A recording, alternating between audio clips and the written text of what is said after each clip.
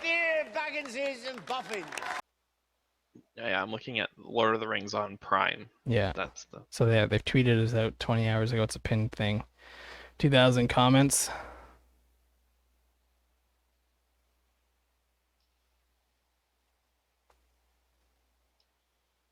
So one person says it kind of looks like Narnia atmosphere. I kind of agree with that.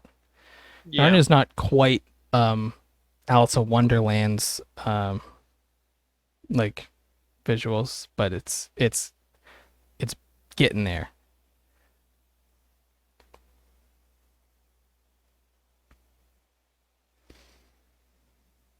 Actually, a lot of these comments are they seem actually not completely negative. You got some people saying like it's not great, but they're not gonna not watch it. They're still gonna check it out. And then some people are just saying like it seems fine. It's an adaptation, so it's not gonna be, Tolkien himself is not writing and directing this, so there's gonna be minor changes.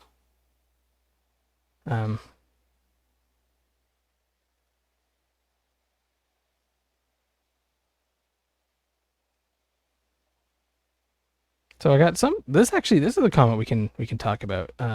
It's near the top of it. It's so the quote is, the number of people crying about how it doesn't look dark like Peter Jackson's trilogy is embarrassing. And it's a pathetic lack of understanding of the very fundamentals of Tolkien's work. So that's interesting. I actually think they're onto something in that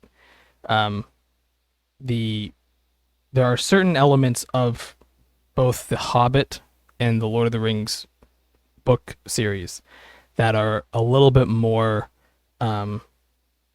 fantastical and upbeat, and Jackson was trying to get a very he was trying to get a movie series that had a particular tone to it that did feel like it had some realism to it despite having all these fantasy elements.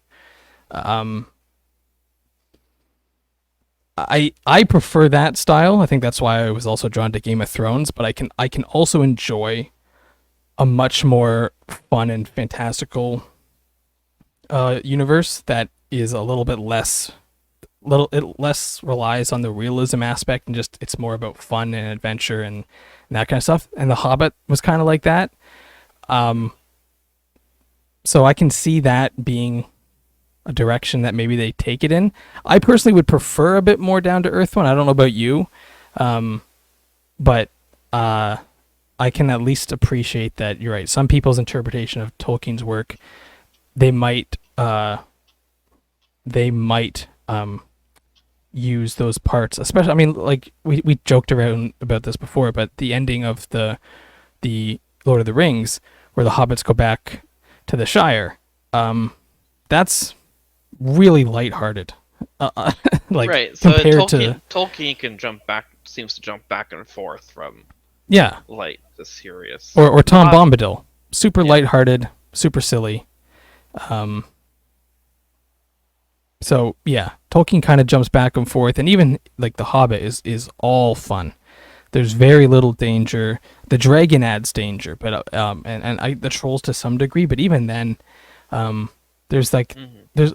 So I think the what I'm trying to get across, I think, is that when I'm watching a movie and there is danger for the characters in the Lord of the Rings original trilogy, because now I know some people criticize this, but because of the way Peter Jackson handled character deaths and the fake out deaths that we've previously done a video on fake out deaths, because of that, each action scene I never knew who was going to live or who was going to maybe die. Like, you know what I mean? Like there was never assurances that characters were going to live all the way through. Now, obviously, if you've read the books, there probably was. Like you probably knew Merry and Pippin were going to make it. Although, if you watch our video about where we talk about how they almost forced Peter Jackson to kill off a hobbit, maybe they wouldn't have all lived. So my point is, the way that Peter Jackson chose to frame his movie and chose the the style and just the feeling that the movie portrayed made it seem like the danger was real to all the characters, and that works for me a lot better than a movie such as Narnia or such as Alice in Wonderland, where I never truly feel like the characters are in danger because they almost always have complete control of the situation. And this is a problem with Star Wars as well, where I never fear for the main characters. No. No. In these new ones, I wasn't sure what was going to happen in the older ones, other than I knew Anakin was going to make it, and I knew Obi-Wan was going to make it. So the prequels, and then I knew, obviously, watching the original trilogy, it's hard to figure out what I knew back then, but I kind of had a sense that Luke was going to make it all the way through. But other than that, like, each character, they might die in these moments, and that adds tension. My worry is that lacking that tension means that a lot of fans are going to get bored, and that's, I think, what happened with the Hobbit trilogy. I didn't think there was very much tension there, and in this trailer, I don't think there's very much tension in any of those scenes. Maybe the scene in which Galadriel's on a horse, depending on what's going on in that moment, but when she's rock climbing, I have zero fear she's gonna die, right? Like, there's no way Galadriel dies from rock climbing. Yeah. And that's why one of my least favorite scenes in the original trilogy is how much. Well, Game of Thrones did do that too. They're climbing the wall. Doesn't he literally fall and catch himself with a dagger? Yep. Once the characters had made it past season 4 and 5, it's like, okay, you guys are now the main characters, and you're all living to the end. And so they had plot armor as thick as mithril, and they could never die. But that's why my least favorite scene in the original it's obviously, it's kind of a weird thing to say my least favorite scene, but my least favorite moment, I think, is when they are climbing the mountain just before they choose to go through the mines of Moria, because I knew no one's gonna die from falling off this cliff. Like, right. Like, there's no way nine characters set out on an adventure and one of them dies on this cliff. One of them might die in the mines of Moria, right? Like, that, I felt tension there. I'm like, oh, we might kill a character off here, and we did. So there was tension there, but there's no tension in that rock climbing in both the trailer and in the original trilogy. And so those scenes to me do nothing. But obviously for some people, those elements are just part of the fun. Like, it's oh, Galadriel can rock climb too. Like, she's cool, like that kind of stuff. Like, some people really dig that, and that's fine. It's just, to me, there's no tension there, and so there's nothing interesting there. And so personally, I would like a. Well, we know she's look. okay, because I mean, she lives still. That too. So when you base your main character on a prequel off of a character that we know lives, then hard to really make some tension for them. Hopefully what you do then is you build tension for other characters around them. That's how you are able to make some tension in the prequel trilogies of Star Wars. We know Anakin lives, right? We know he's Darth Vader. And we know Obi-Wan lives. But we don't know and we know Yoda lives. But we don't know the rest of them. And obviously Star Wars is a weird one to talk about, because everyone lives in Star Wars. No one can die in Star Wars. But like, that's how you build tension, is you have other characters around them that are not going to survive, and you make those scenes about them. And with Galadriel by herself rock climbing, there is no danger for her companions, because it didn't seem like she had any. Maybe she did and they already died. We'll have to see the actual show, but that's my criticism of this person's particular tweet about how it's how people like myself, we prefer a darker, more realism to our fantasy. To me, it's all about getting me to care about these characters and having tension in the scenes. And without it, it's more of like a fun film you throw on,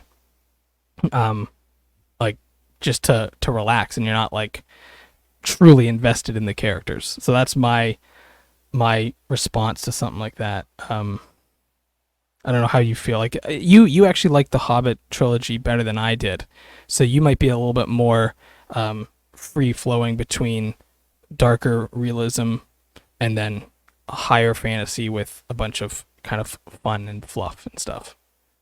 Yeah, I mean, we'll see. Yeah, that's all I can say. Yeah. Let's see. Any other good comments here? Yeah, a lot of people saying it looks like Narnia. And I agree. Narnia does look that it has that vibe of it's a very clean movie. It's a higher fantasy view. Very little of the common people within the realm, the films. Oh no, black people in my fantasy series about swords and magic. Yeah. Yeah, to me, it's not like we said, it's never been about the race for me. And I don't even care about the beards. I see a lot of people talking about the beards. There are instances of beards on elves and non-bearded dwarves. But what I will say is the costumes, and I think that's ultimately what people are kind of picking up on. I think if the costumes, if you take the costumes from the original trilogy, and you had different colored actors and actresses playing them and that stuff, I think people would be a lot less vocally and opposed to it. I think it's these costumes. I don't even know if I'm looking at humans or elves or dwarves, because there's nothing distinct about these races. These races are proud races. They are very proud about what they are able to accomplish with their tools, and to make it all seem like it's like you could just give that same costume to another race and it wouldn't change. That to me is what's really throwing me off. I'm hoping that was just in the trailer and just in those stills, and maybe we're gonna see more detail in when we get the final show. But here's someone picking up on what you were saying. That little kid, or that character that has a lantern, looks like Frodo. Elijah Wood. Yeah. So, you're not the only one. I also think it is too. I think they're definitely trying to capture that. I mean, to me, that character doesn't actually look like Frodo. It actually looks like Peter. Is it Peter Jackson's daughter? Oh yeah, I know what you're saying now. Yep. Like the kid that goes, like when Bilbo goes like, turn them all into stone, and then the kid's like, oh, and like surprised. That's what this person looks like to me. Yeah, I agree with that. Yeah.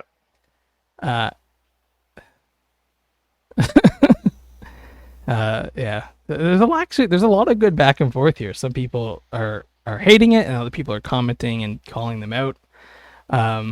So it's actually not all one-sided that I initially saw, and I had to like turn it off because I was gonna spoil myself.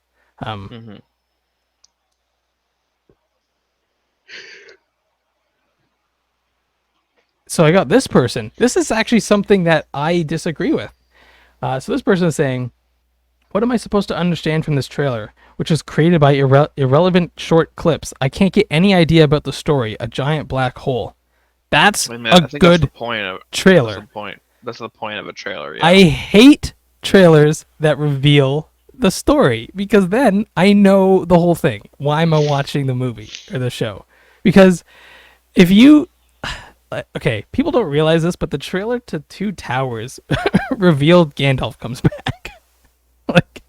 Good point. Like, that's horrible. Luckily, I was a stupid kid and didn't even know that. I was just going to the movies anyway. But looking back now, if you look at the trailer, it reveals Gandalf comes back. That's horrible. That's a horrible trailer.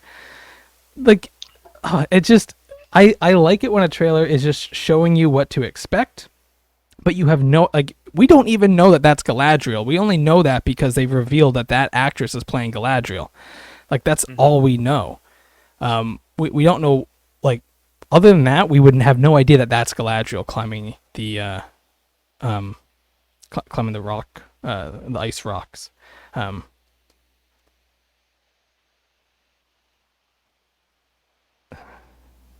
I got some people criticizing the CGI of that little harbor town. It's an overhead CGI shot of a town. I'm not too fussed about it. It's probably not going to be if it's in the show, it's going to just be exactly what we saw in the trailer. A Really, quick flyby. I think I fly. I mean, it's a lot lower. Actually, I can't even find it again. But I swear, I also read someone saying that they loved it. Exactly. Specifically, they said looks beautiful. Yeah, and this person's comparing it to a video game, and they don't look anything alike. I think ultimately what they're trying to compare is like the number of individual dwellings that you can see, and how there are more in this video game from 2005 to this. To me, they don't look anything alike. There's no like. This person's basically complaining that you got like $1 billion and your CGI looks like a 2005 video game. To me, that shot is not the problem that looks like the video game. It's a part of a video game vibe. To me, it's the Galadriel rock climbing that doesn't look the greatest. Well, some of the budget needed to go towards tearing down that bridge so the yacht could go through. That's right. Yeah. No, actually, I'm actually surprised that it's not as hate-filled as it was initially. It's now a lot of people are coming to the defense. Obviously, you still got some people. There's a meme of Krusty saying, "What the hell was that?"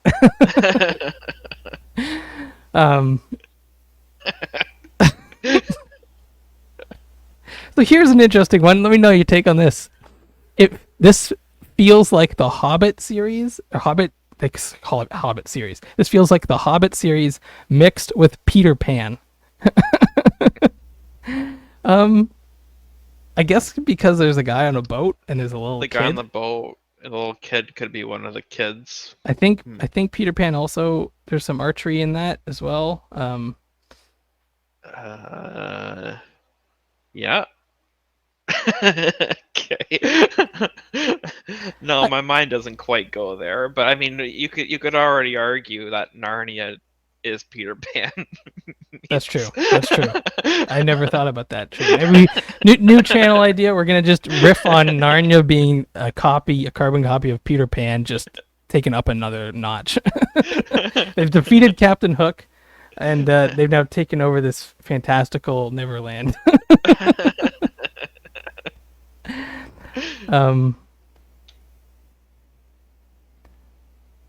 Yeah.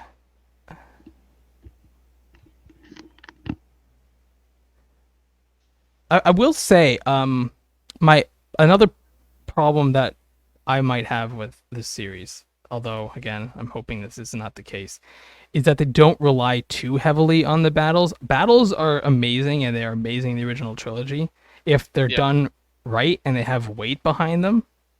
But as we saw in Game of Thrones, having battles that just have no payoff, you can't see what's going on, all that kind of nonsense, it detracts from it. And just like if you look back at the original 4 seasons of Game of Thrones, very little battle scenes. Like it's mostly dialogue. Now, obviously, that is a much more of like a political drama at that point. This seems to be more of a fantasy adventure type show. But still, you don't always need to show every single battle, just because sometimes you can find some creative ways to get the point across without just overdoing it with CGI stuff. So that's my only hope, is that it's not too full of battles, but obviously there has to be some, like you need some battles. It cannot be like the original series of Game of Thrones where there's no battles. Like you need battles, but again, the point is not supposed to be battles solve all, therefore just kill everything. Like that's not the point of any of this. So I hope from what I can tell, the writers and the showrunners know that. Like they seem to be pretty pretty well versed in Tolkien and other fantasy um, books and stuff. So I'm hoping that they don't fall back into a You're trap. reminding me. I mean, you keep talking about Game of Thrones, but you're reminding me of like when just how the good fantasy will avoid battles if it needs to, or if it can. Jaime Lannister, when he goes to help the siege of the Blackfish's castle, and he just kind of, instead of doing a long siege, which they could have won easily, he kind of just convinces them to, all right, let's get them to open up the gate somehow. I forget how it goes exactly, but he avoids a big battle, Yep. and they just walk in. That's about it. Yeah, and But and using- it's exactly right, and that's like that's being right on the nose about it. Where I mean, now Game of Thrones, like that is a huge part of the background motifs that you're supposed to take away, which is that war does nothing for the common folk, and it's just about inflating the egos of these kings. So that's the whole point. The point is that these kings are all bad. You're supposed to be looking out for the common folk. Obviously, in Lord of the Rings, are doing a lot more of like a little group out on an adventure, and so it's not going to have the same. It's not going to be focused in the same way that Game of Thrones is. But that being said, I think there is something to be said that it wasn't like the Fellowship was out looking for fights, right? Like it's not like they're trying to hide. yeah, like they were trying to avoid. They originally didn't go through Moria because they wanted to avoid it. They didn't want to fight something. Gandalf was scared to go down there, so that's an aspect to it that I think that's something that The Witcher doesn't do. But that's because that's The Witcher's character trait. Like he's like this macho dude. Like you know what I mean? Like he doesn't. Well, that's his job. Yeah, he's Yeah. like a monster hunter. Yeah. So that works for him.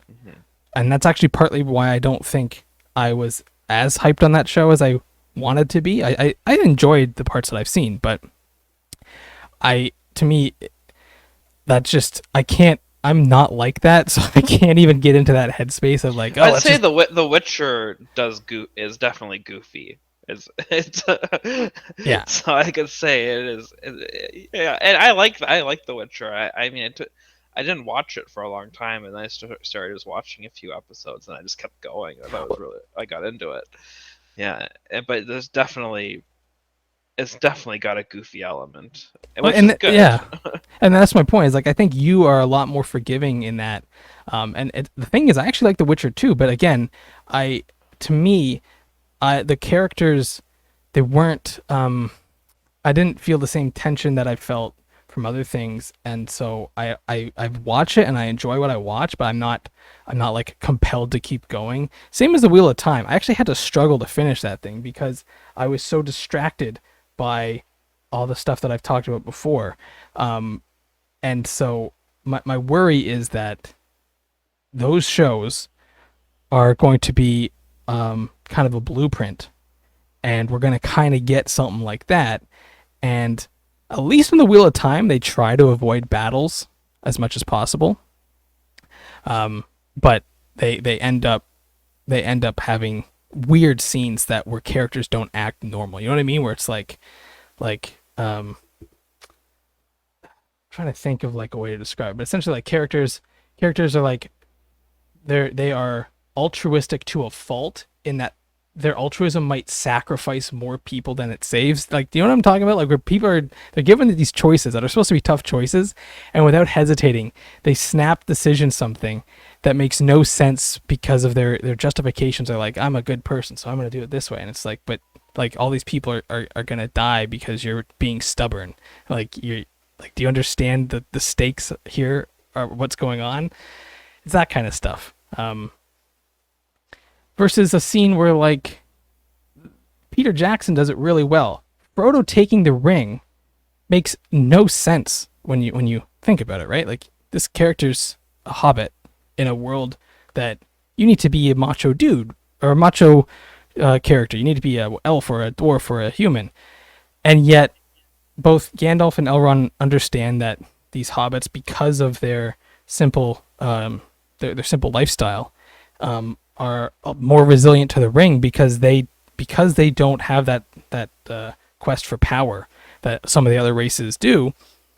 They are unaffected by it for a longer time, and that combined with the fact that Frodo's a willing taker who is a neutral party, like that, the way that Peter Jackson handles that scene, and he makes it both a sad but also like a this is a good decision that I think everyone can be happy with, like all the different races. Like it's not just some random, like Frodo doesn't just like walk up there and be like, I will do this thing, and like marches out. Like, you know what I mean? Like he says it, but he's hesitant and he's nervous, and he understands that he understands that there's probably things he doesn't even realize the dangers that he's going into.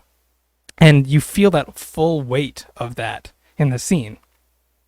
You don't get that all the time in these other fantasy shows. You get characters making decisions, charging into them rightly or wrongly, and there's never like a sense of reflection. I think that's what ultimately I get from that scene. Like Frodo seems like he's reflecting on that choice even as he makes it, about, oh man, what did I just commit to? Like am I gonna be okay? Can I even do that? Like, you know what I mean? Like there's just, you get all of that from the way that scene is delivered.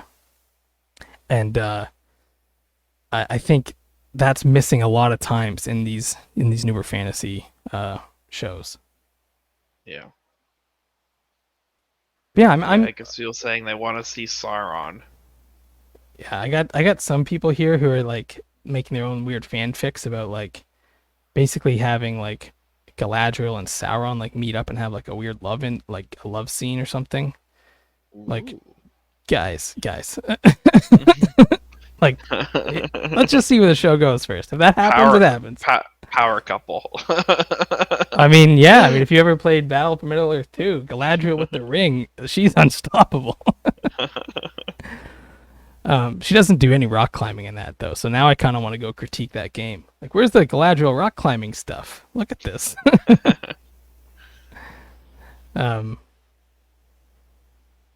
Yeah. Well, yeah, I get people saying